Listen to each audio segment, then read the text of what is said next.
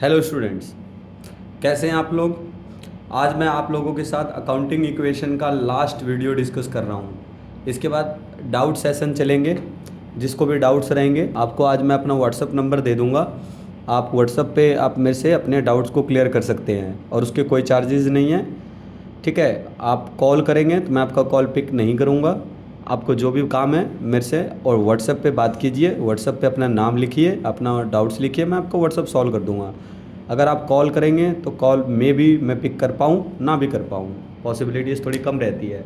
तो व्हाट्सएप पे देखिएगा। ओके, तो आइए देखते हैं। आज हम सीखने जा रहे हैं meaning of debit and credit. देखिए, meaning of debit and credit सीखने के लिए मैं आपको बताता हूँ। देखो जितने भी अकाउंट्स होते हैं, अकाउंट्स को बनाने के दो अप्रोच होते हैं। ठीक है, मैं आपको अप्रोच भी दिखाता हूँ, अप्रोच डिस्कस करता हूँ आपके साथ। ये देखिए, ये दिख रहा है आपको पेज। तो यहाँ पे आप ये देखिए, rules of debit and credit in order to decide it when right on debit side on accounts, when on right on credit side of an account there are two approach। कितने approach हैं बेटे हमारे पास? दो approach है। एक accounting करने के लिए कौन सा अप्रोच होता है? अमेरिकन, जिसको हम बोलते हैं मॉडर्न अप्रोच। एक होता है इंग्लिश अप्रोच, जिसको हम बोलते हैं ट्रेडिशनल अप्रोच। बोलो क्लियर है क्या? है ना। तो बेसिक हमारे पास यहाँ कितने अप्रोच हैं? दो। एक अमेरिकन अप्रोच जिसको मॉडर्न अप्रोच बोला जाता है, एक इंग्लिश अप्रोच जिसको ट्रेडिशनल अप्रोच बोला जाता है।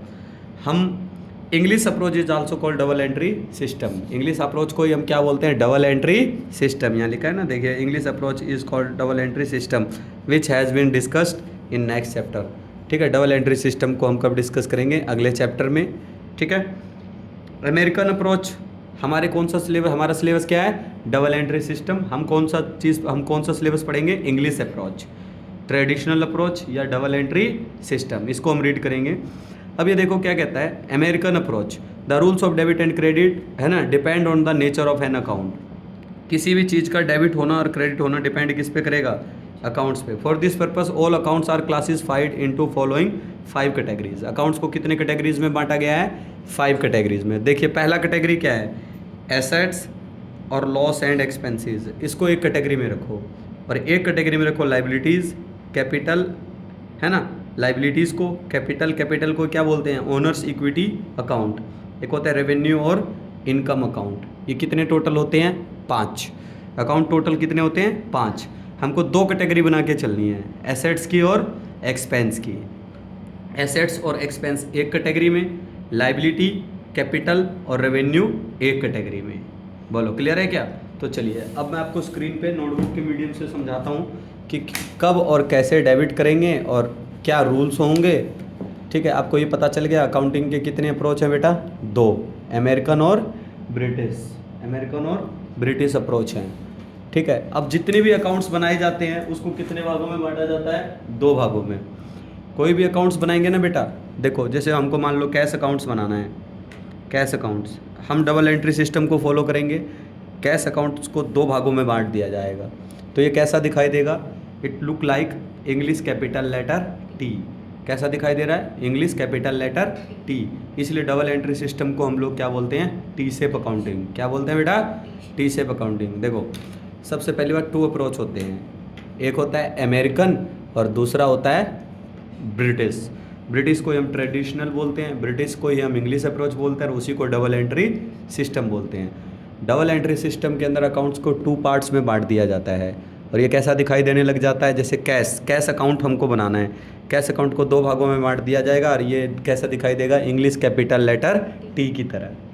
और इसका जो लेफ्ट हैंड साइड होगा T shape accounting. T shape accounting क्या होता है? जब डबल एंट्री सिस्टम के अकॉर्डिंग अकाउंट्स के 2 पार्ट्स कर दिए जाते हैं और ये इंग्लिश कैपिटल लेटर टी की तरह दिखाई देता है, जिसको क्या नाम देते हैं?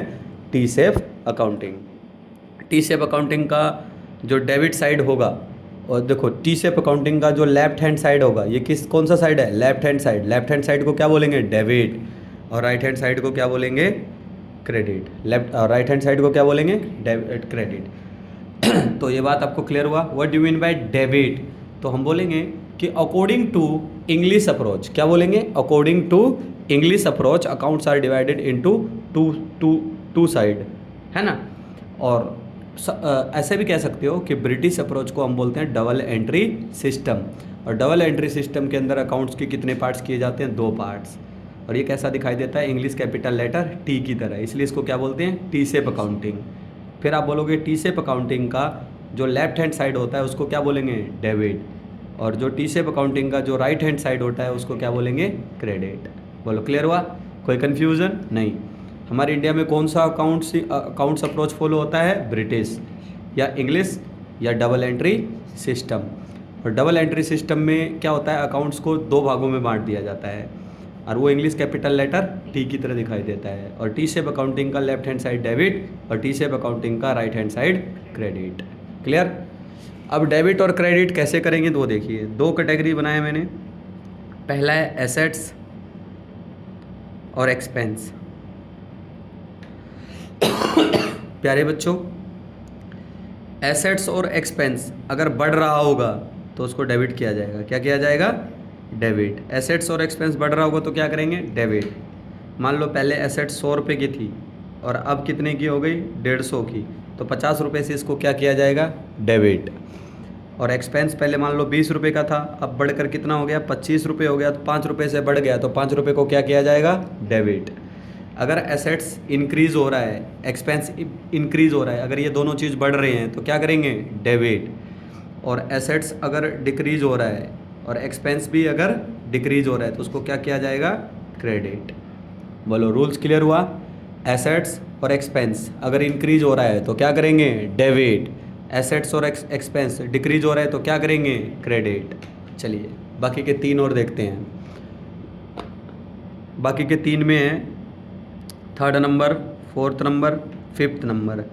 एक है लाइबिलिटीज़, एक है कैपिटल और एक है रेवेन्यू। एक क्या है बेटा? रेवेन्यू को हम शॉर्ट लैंग्वेज में क्या बोल देते हैं? इनकम। क्या बोल देते हैं? इनकम। लाइबिलिटीज़, कैपिटल और रेवेन्यू। लाइबिलिटीज़, कैपिटल और रेवेन्यू, इन तीनों पे रूल अलग लगेगा, अपोजिट रूल लगेगा। अगर ये तीनों बढ़ रहे हैं तो क्या हो जाएगा? क्रेडिट। अगर ये तीनों घट रहे हैं तो क्या हो जाएगा? डेबिट। उल्टा लगेगा। बस ये 5 समझ लो, आपको डेबिट क्रेडिट का ऑलमोस्ट चीज़ें समझ में आ जाएगी। एसेट्स और एक्सपेंस बढ़ रहा है तो डेबिट करेंगे टी शेप में, एसेट्स और एक्सपेंस घट रहा है तो क्रेडिट करेंगे टी शेप में। लाइबिलिटी, कैपिटल और रेवेन्यू अगर बढ़ रही है तो क्रेडिट और घट रही है तो डेबिट। इस तरह से आपका टी शेप अकाउंटिंग क्या हो जाएगा? क्लियर हो जाएगा। चलिए अब रूल से सीख लिया आपने, फिर से अपनी बुक्स को उठाइए और मेरे साथ देखिए चीज़ों को। देखिए यहाँ पे आपको 5 अकाउंट्स दिखाए थे मैंने। क्या क्या दिखाया था? Assets, liability, capital, revenue. फिर एसेट्स में आपने देखा मेरे साथ एसेट्स अकाउंट्स। एसेट्स का रूल देख लो, ठीक है, आपके बुक्स में गिवन है। बढ़ रहा होगा तो डेबिट और घट रहा होगा तो क्रेडिट। लाइबिलिटी पे अपोजिट रूल लगता है, बढ़ रहा हो तो क्रेडिट और घट रहा हो तो डेबिट। कैपिटल बढ़ रहा हो तो क्रेडिट और घट रहा हो तो डेबिट। रूल्स मैंने आपको मोटा मोटा सिखा दिया। रेवेन्यू ये तीनों एक कैटेगरी में होती है। रेवेन्यू बढ़ रही है तो क्रेडिट और घट रही है तो डेबिट। एक्सपेंस अगर बढ़ रहा होगा तो डेबिट और घट रहा होगा तो क्रेडिट। इस तरह से आपको ये 5 रूल सीखने हैं। 5 रूल सीखने के बाद आपको कुछ क्वेश्चंस करने हैं।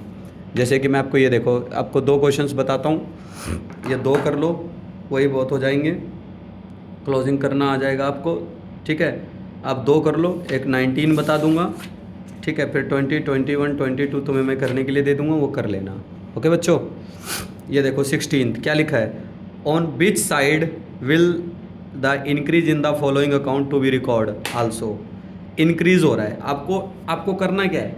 आपको 10 पॉइंट्स दे दिए हैं। 10 पॉइंट्स में से आपको छांटना है कि कौन सा एसेट्स है, कौन सा एक्सपेंस है, कौन सी लाइबिलिटी है, कौन सी रेवेन्यू है और कौन सी कैपिटल है। और ये सारी चीज़ें क्या हो रही है? इंक्रीज़ होने के सिचुएशन में आपको ये बताना है कि इसको डेबिट करेंगे या क्रेडिट करेंगे, डेबिट करेंगे या क्रेडिट करेंगे। बोलो क्लियर है क्या? तो ये देखो, कैश क्या होता है? कैश क्या होता है? एसेट्स। कैश क्या होता है बेटा? एसेट्स। एसेट्स इंक्रीज होगा तो क्या करोगे? डेबिट।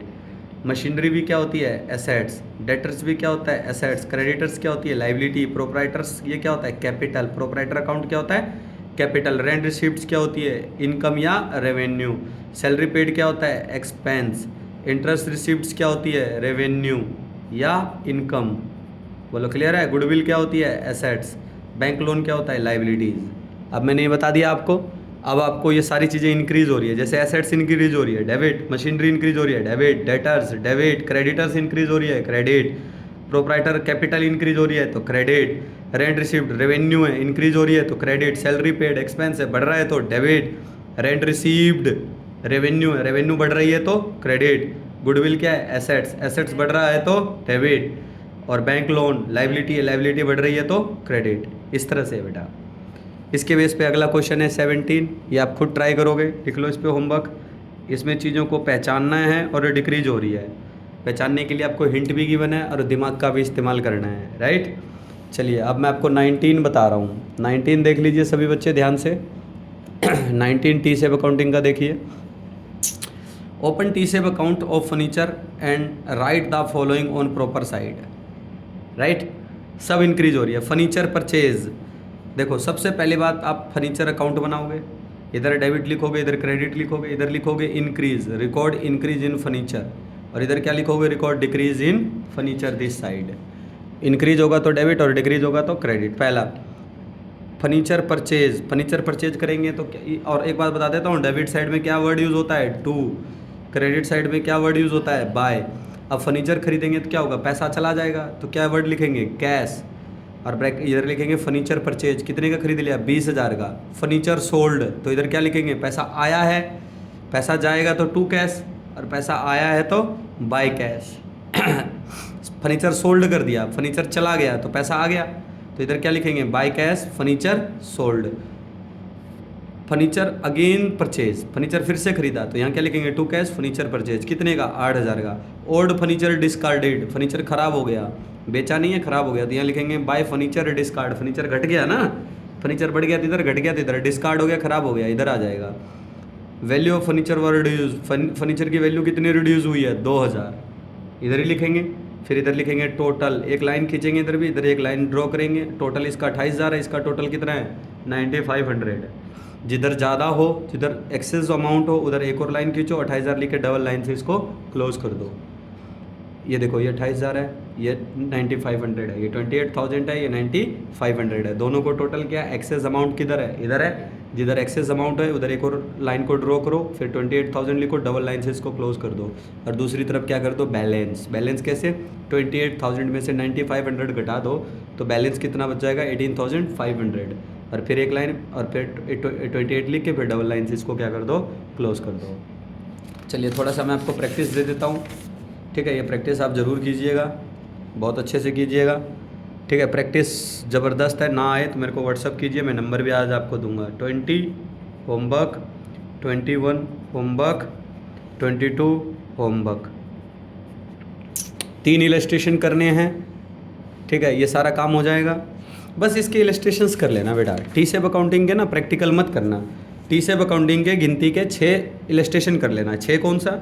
16, 17, 19, 3 ही हो गए, 16, 17, 19, 20, 21, 22, बस इलस्ट्रेशन कर लो, काम ख़त्म।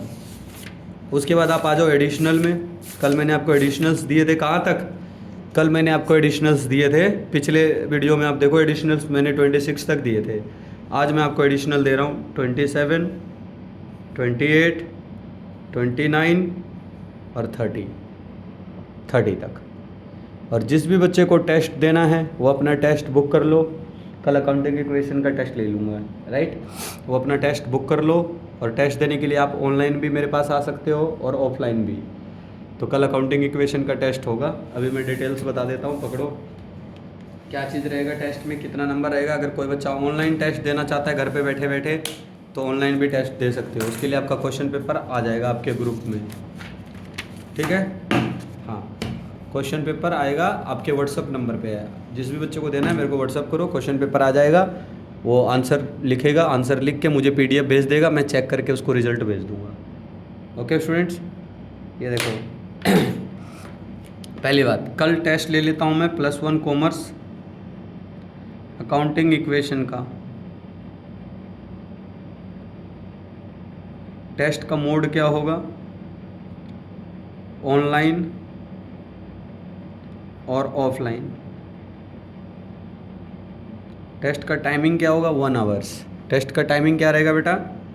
1 आवर्स टेस्ट का टाइमिंग रहेगा, ठीक है। 1 घंटा रहेगा टेस्ट का टाइमिंग, 1 आवर्स रहेगा। ओके बच्चों, हाँ 30 मार्क्स का टेस्ट रहेगा। 3 क्वेश्चंस दे दूंगा, 3 क्वेश्चंस। 2 रहेंगे अकाउंटिंग इक्वेशन के 10 × 2 20 मार्क्स के। 2 क्वेश्चंस रहेंगे टी शेप के 5 × 2 10 मार्क्स का टेस्ट रहेगा। और टेस्ट का मोड ऑनलाइन ऑफलाइन दोनों रहेगा। टेस्ट मैं आपसे ले लूँगा, कोई बड़ी बात नहीं है, ठीक है। तो चलिए आगे देखते हैं। इसमें देखिए सभी बच्चे ध्यान दीजिए, है ना।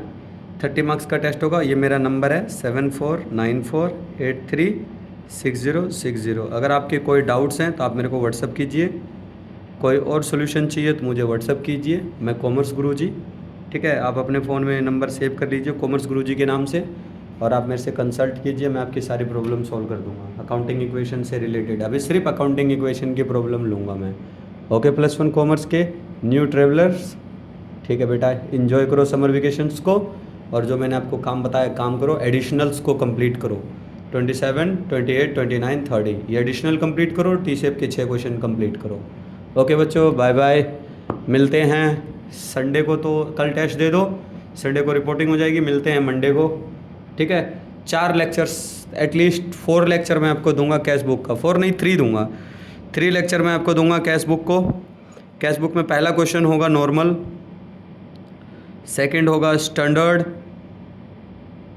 और थर्ड होगा प्रो, जिसमें आपका सारा चैप्टर कवर हो जाएगा। 3 लेक्चर्स मिलेंगे आपको 40-40 मिनट्स के, और आपका काम complete cash book. Okay students, तो चलिए मिलते हैं आगे, बाय।